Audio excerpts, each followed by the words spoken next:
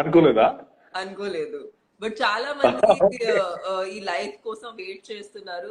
I read so breaking news everyone, জনপ্রিয় নায়িকা তামিল বা তেলুগু সিনেমার জনপ্রিয় নায়িকা তামান্না ভাটিয়া আমাদের সুপারস্টার শাকিব খানকে শুভেচ্ছা বার্তা পাঠালেন। কেন এই শুভেচ্ছা বার্তা পাঠালেন জানেন?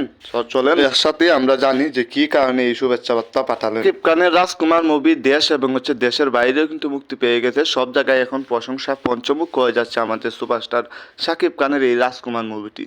ঠিক রাজকুমার মুভিটি দেখলেন হলে গিয়ে এবং কাঁদলেন হলে বসে। তামান্না ভাটিয়া বুঝতে পারছেন, এই কারণেই শাকিব খানকে শুভেচ্ছা বার্তা পাঠালেন যে শাকিব খান তুমি আসলে একজন গ্রেট, তুমি আসলেই একজন সুপারস্টার।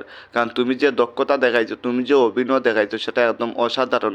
তোমার লাইফের হয়তো শ্রেষ্ঠ মুভি এটা বা সেরা মুভি এটা, এমন কিছুই কিন্তু জানালেন তামান্না ভাটিয়া।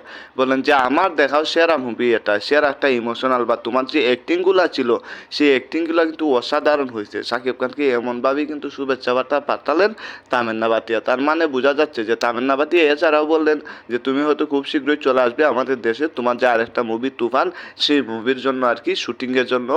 সো তোমার সাথে দেখা হবে আমার সেই শুটিংয়ে, তোমার সাথে কথা হবে, তোমার সাথে গল্প হবে, আড্ডা হবে।